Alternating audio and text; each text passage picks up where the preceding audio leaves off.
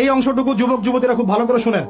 দিনী বোন, যাদের বয়স হায়েজ হয়ে গেছে, যাদের হায়েজ হয়েছে, এখান থেকে শুরু করে সবাই যারা বালেগ হয়েছে আমরা ছেলেরা, সবাই ভালো করে কথাটা শুনেন। বাংলাদেশে পিছন থেকে একটা নতুন সমস্যা রাইজ করতেছে। সমস্যাটা হচ্ছে, এমনিতেই আমাদের ছেলে মেয়েদের মধ্যে হারাম সম্পর্ক ছিল। এর স্কুলে, কলেজে, বিশ্ববিদ্যালয়ে যাচ্ছে, ফ্রি মিক্সিং এ পড়াশোনা করছে, বাসায় পড়ন দেখছে, ওখানে গিয়ে মেয়ের সাথে হারাম সম্পর্ক হচ্ছে, তারপরে প্রেমের সম্পর্কের নামে জেনা হয়ে যাচ্ছে, জেনা হওয়ার পরে ছেঁকা খেয়ে মাদক, তারপরে গান বাজনা, বাদ্যযন্ত্র ইত্যাদি ইত্যাদি, জীবনটা শেষ। এদিকে ওই ব্যভিচারী মেয়েরা কারো কারো ঘরে যাচ্ছে। দাঁড়ান, আমাকে বলতে দেন। ব্যভিচারী মেয়েরা কারো কারো ঘরে যাচ্ছে, ওদেরকে নিয়ে আপনারা আবার সংসার করতেছে। এই হচ্ছে না সিচুয়েশন? একজনের 5টা গার্লফ্রেন্ড, একজনের 4টা গার্লফ্রেন্ড, আরেকজনের 3টা বয়ফ্রেন্ড, 4টা বয়ফ্রেন্ড। এই ধাপগুলো পার হয়ে হয়ে এরা সংসারের জীবনে আসতেছে যখন বয়স হয়ে যাচ্ছে 25-30। সমস্যা কিন্তু এটা ম্যাক্সিমাম সবার ক্ষেত্রে হচ্ছে বলবো না, অনেক একটা বড় অংশ এই সমস্যা ফেস করতেছে। এর মধ্যে এই ফ্রি মিক্সিং এর মধ্যে শুরু হয়েছে নতুন একটা জিনিস, যে ভালোবাসার আবার লিঙ্গ কি। ভালোবাসার আবার এখানেই শুরু হয়েছে ছেলে ছেলে জেনা করা এবং মেয়ে মেয়ে জেনা করা। ছেলে ছেলে জেনা করা কি বললাম বলেন? মেয়ে মেয়ে জেনা করা। নাউজুবিল্লাহ।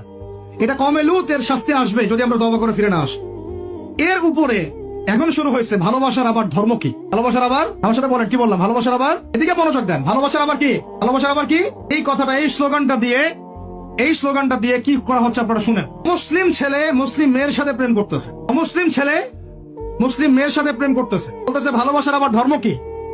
তুমি আমি একে অপরকে মহব্বত করি, ভালোবাসি, এর মধ্যে ধর্ম আসবে কেন? বলছে তুমি আমার ধর্মে দীক্ষিত হয়ে যাও, অথবা আমি তোমার ধর্ম কবুল করে মুসলমান হয়ে যাবো। এই মিথ্যা কথাগুলো প্রলোভন দিয়ে এখানে ওখানে পার্কে নিয়ে গিয়ে চটপটি ফুচকা খাওয়ায়, কফি শপে নিয়ে গিয়ে এভাবে আস্তে আস্তে আস্তে আস্তে মেয়েদেরকে লাইনে নিয়ে আসতেছে। আনার পরে শোনেন, কথা আগে শুনেন, বুঝেন। আপনি ঠিক বললেও ঠিক, এটা না বললেও ঠিক, চলতেছে এটাই সমাধান। এখন কথা হচ্ছে, আমরা যদি আমাদের বোনদের ইজ্জতকে বাঁচাইতে চাই, এই বিষয়টা সম্পর্কে সচেতন থাকতে হবে। এদেরকে ফুসলিয়ে ফাসলিয়ে এভাবে প্রেমের জালে ফেলে শেষমেশ বেডে নিয়ে গিয়ে ধর্ষণ বা গণধর্ষণ করে মেয়ের ওই ওভারির মধ্যে ওদের বীর্যপাত করে দিয়ে ওই ছেলেটার কোনো খবর পাওয়া যায়, লাপাত্তা হয়ে যায়। কোন কোন ক্ষেত্রে টাকার বিনিময়ে মেয়েদেরকে পাচার করারও অভিযোগ পাওয়া গেছে। এই কাজটার নাম তারা সংঘবদ্ধ ভাবে দিয়েছে, এর নাম নাকি লাভ জিহাদ। নাউজুবিল্লাহ। বীর দর্পে ফেসবুকে পোস্ট দিচ্ছে, আজকে অমুক মেয়ের এটা করলাম, আজকে তমুক মেয়ের এটা করলাম। ভিতর থেকে একটা চক্র কাজ করতেছে, এবং এই চক্রের কেউই মুসলিম না, চক্রের কেউই কিন্তু মুসলিম না। বাইরে আবার পরিচয় দিতে পারে যে আমি মুসলিম, আমার নাম অমুক। নাম পরিবর্তন করে মুসলিম মেয়েদেরকে ফুসলিয়ে ফাসলিয়ে এই জেনার ফাঁদে ফেলে ওর পিছনে কিছু টাকা খরচ করে, কিছু সময় দিয়ে ওকে প্রয়োজনে ঘুমের ওষুধ খাওয়ায়, প্রয়োজনে আবার জাদুটোনা করে, বান মারে, ওকে তাবিজ কবজ করে বিছনায় নিয়ে এসে ধর্ষণ বা গণধর্ষণ করে ওই ভিডিওগুলো দিয়ে পরে ওকে ব্ল্যাকমেইল করে, কাছ থেকে টাকা খাওয়া শুরু করে। কোন কোন ক্ষেত্রে মেয়েদেরকে পাচারও করে দিচ্ছে। মেয়েদেরকে বলতেছি, কোন অবস্থাতেই কোন মুসলমান ছেলের সাথে কোনো অবৈধ সম্পর্কে যাবেন না। মুসলিম অমুসলিম হলে তো কোনো কথাই নাই। মুসলিমের সাথে আপনার কিসের প্রেমের সম্পর্ক? একটা চট দিয়ে দাঁত ফেলা দেওয়া দরকার মেয়ে। অমুসলিম ছেলের সাথে তোমার কিসের প্রেমের সম্পর্ক? যখন এই ছেলেগুলো তোমাকে নিয়ে রেপ করে রাখবে, তখন তোমার আক্কেল হবে? তখন তোমাদের হুঁশ ফিরবে?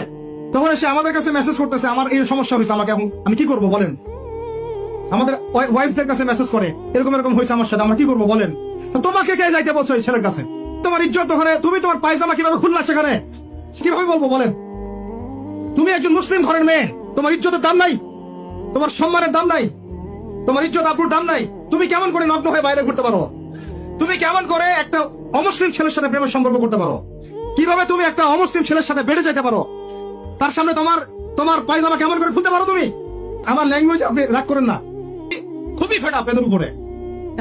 একটা মেয়ে একটা মুসলিম ছেলের কাছেই তো যাইতে পারবে না অবৈধভাবে।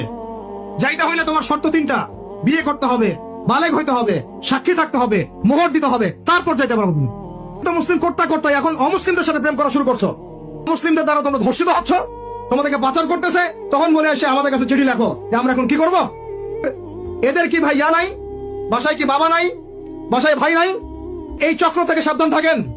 আর আমাদের সমাজে যারা দায়িত্বশীল, রাষ্ট্রে যারা দায়িত্বশীল, যারা উপরের লেভেলে আছেন, এই বিষয়গুলোর উপর কঠিন দৃষ্টি দেওয়ার জন্য আমি রিকোয়েস্ট করব। আমরা কিন্তু কোন ধর্মের মানুষের সাথে কোনো দ্বন্দ্ব চাই না। তাই আমরা যে 50-60 বছর থেকে একসাথে বসবাস করতেছি, আমরা কি কোনোদিন কারোর সাথে মারামারি করছি? কোনোদিন দেখছেন যে খ্রিস্টান মুসলিম মারামারি হচ্ছে, ইহুদি মুসলিম মারামারি হচ্ছে বাংলাদেশে, হিন্দু মুসলিম মারামারি হচ্ছে বাংলাদেশে? দেখেছেন কখনো?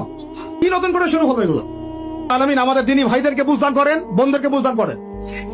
কোন অবস্থাতেই মেয়েদেরকে আপনি এভাবে ছেড়ে দিয়েন না বাইরে। কোন অবস্থাতেই একটা মেয়ের হাতে অকালে মোবাইল ফোন তুলে দিয়েন না।